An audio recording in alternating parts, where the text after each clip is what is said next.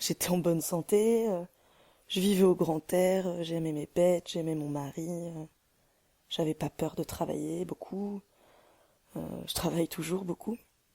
J'ai jamais repensé à l'histoire de ma naissance.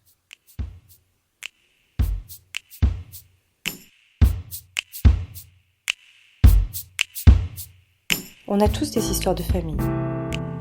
Des souvenirs, des transmissions, un héritage. Un passé apaisé ou qui refait surface, ramenant parfois avec lui de la houle. On se rappelle alors le goût amer de la rancœur, la savoureuse nostalgie du bonheur, l'odeur salée de la mémoire retrouvée. C'est loin de la mer, au milieu des champs, que Jeanne nous raconte son voyage, sa nouvelle vague à elle. Ici, ni Godard, ni Varda, ni Romer, mais plutôt un ressac, témoin d'une histoire de retour alors qu'on ne l'attendait pas, et qui sèmera des graines sur le vaste champ de l'humanité. Mais au fait, ça revient quand, l'éternel recommencement ? Je m'appelle Jeanne, j'ai 30 ans, je suis éleveuse dans le Cantal. La première vague avait complètement paralysé le monde pendant plusieurs mois. Et c'est mes parents qui m'ont raconté ça, et parce que aussi c'est grâce à ce premier confinement qu'ils se sont rencontrés via un site en fait qui proposait de, de joindre le confinement de quelqu'un d'autre si on était dépisté négatif au virus. Donc voilà, ils ont terminé le confinement ensemble et c'est comme ça qu'ils sont tombés amoureux.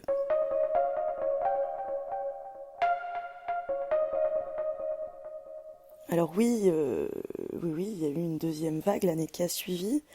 Donc là, mes parents étaient, du coup, vivaient ensemble. Ils ont été tout de suite confinés ensemble. Euh, A priori, c'était plus facile parce que les hôpitaux étaient mieux équipés. Ça a duré moins longtemps. Après, le truc, c'est que le virus avait muté et il s'attaquait à des personnes plus jeunes, des personnes qui ont qui avaient mon âge en fait à l'époque. Et, et même si les gens mouraient moins, il y a beaucoup de malades qui ont eu des séquelles.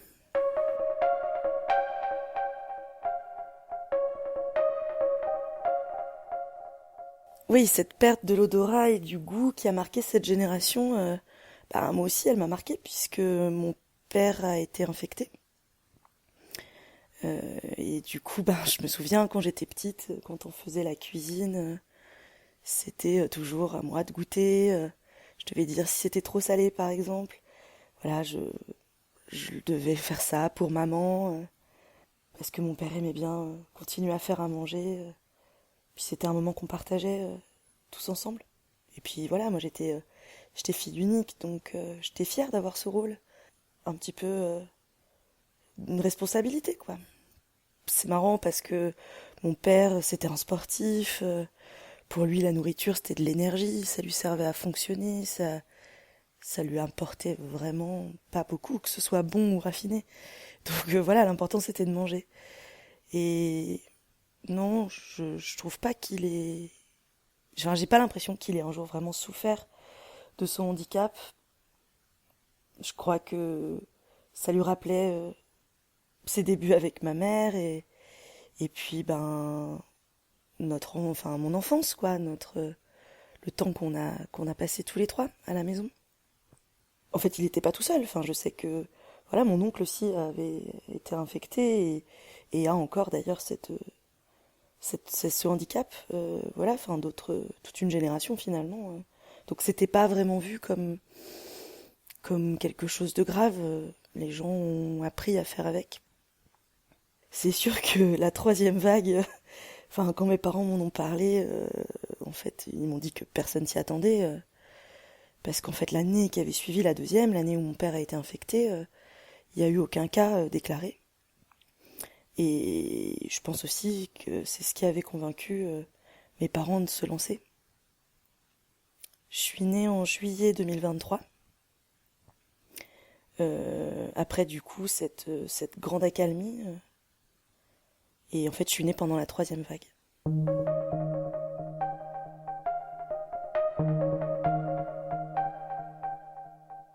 Je crois que ça a été difficile quand même pour mes parents. Ma mère était enceinte, elle était quasiment à terme quand il y a eu le confinement qui a à nouveau été déclaré. Et du coup, je suis née à la maison. Une sage-femme était venue. Je crois que tout s'est bien passé. Et puis c'est aussi l'année où le Covid a été éradiqué parce que en fait, l'année qui avait précédé, les recherches avaient pu avancer. Et voilà, c'est là qu'il y a eu les gélules et tout le monde a pu être traité. Et puis, on n'avait pas réentendu parler de la maladie jusqu'à maintenant.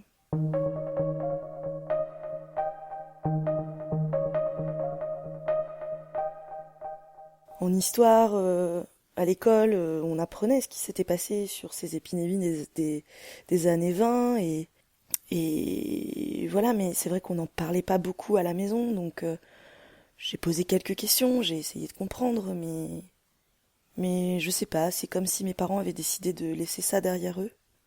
Je suis restée chez eux jusqu'à mes 16 ans, où je suis partie ensuite dans l'est de la France. Et ouais, j'ai fait un lycée agricole. Et quand j'ai terminé mes études, j'ai repris une petite exploitation dans le Cantal avec mon compagnon, qui est mon mari maintenant, donc que j'avais rencontré au lycée. On avait commencé à entendre des histoires à la télé sur les bébés qui naissaient, qu'on devait garder sous bulle, qui devaient rester à l'hôpital. Mais bon, on se sentait pas concerné, quoi. Pour nous, c'était loin, c'était en ville et je sais pas, c'est comme si c'était pas vraiment arrivé jusqu'à nous, jusqu'à ce que ça nous arrive en fait. Je suis tombée enceinte à 27 ans et du coup, cette année, mon fils va avoir 3 ans. Il a une chambre, bien sûr, comme tout enfant, mais on peut y rentrer qu'une fois par jour avec mon mari. On doit porter une combinaison. Et tous les mois, des médecins viennent lui faire des prélèvements. Et voilà, maintenant, aujourd'hui, je sais que tous ces enfants qui sont nés ces dernières années sont un peu les héritiers de ce qui s'est passé. Et la seule chose qui me console aujourd'hui, c'est que ça sera peut-être grâce à eux, grâce à mon fils, qu'il y aura un vaccin. Et qu'on pourra vraiment mettre tout ça derrière nous.